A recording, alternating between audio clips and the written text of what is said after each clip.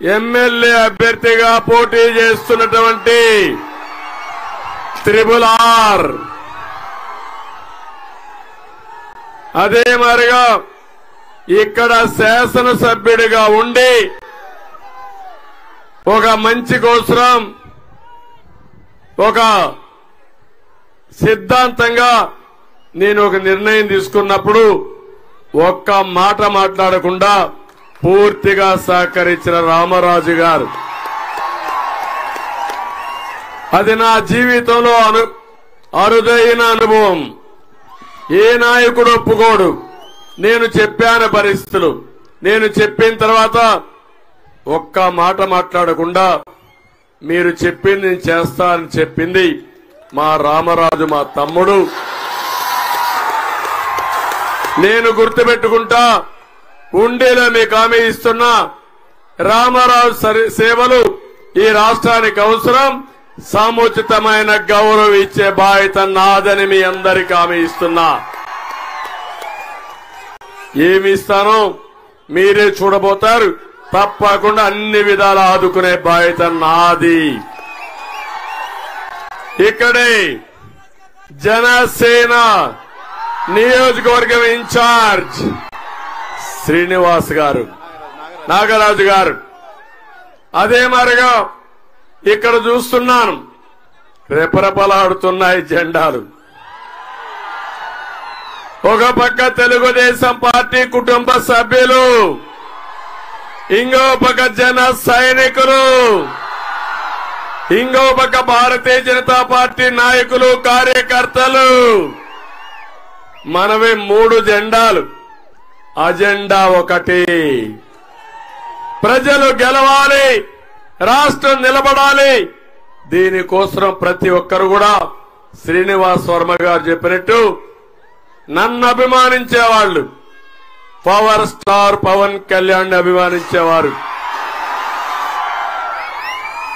నరేంద్ర మోడీ గారి పైన అభిమానం ఉండే ప్రతి ఒక్కరు ఒక్క ఓటు కూడా అటు ఇటు పోకుండా ఎంపీగా శ్రీనివాస్ వర్మకి కమలం పువ్వు గుర్తు మీద RRR కి ఎమ్మెల్యేగా సైకిల్ గుర్తు పైన ఓటేస్తామని గట్టిగా చప్పట్లు కొట్టి హర్షాన్ని, ఆమోదాన్ని తెలియజేయాలి.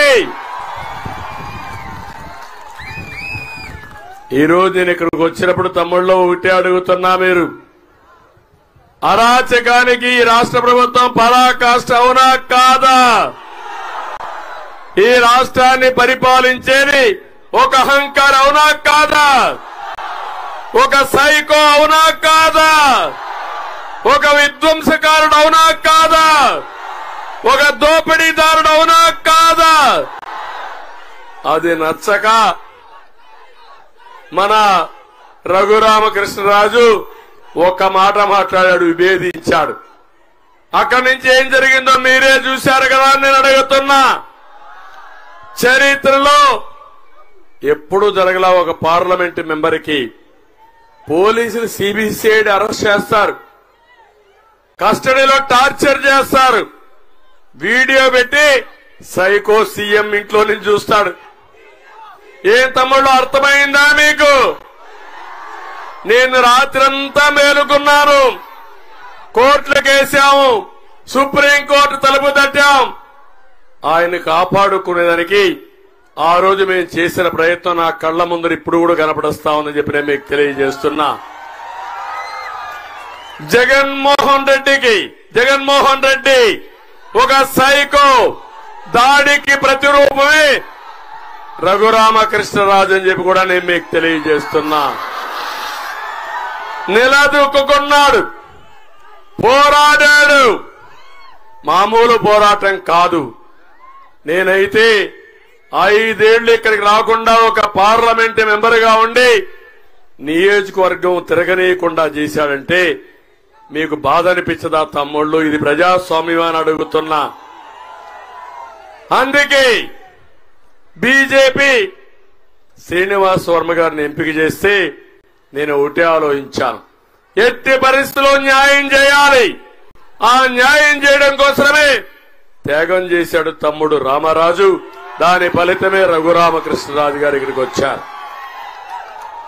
ఏం తమ్ముళ్ళో మీకు అర్థమైందా లేదా అని మిమ్మల్ని అడుగుతున్నా. ఇప్పుడు మీకు బాధ్యత ఉందా లేదా?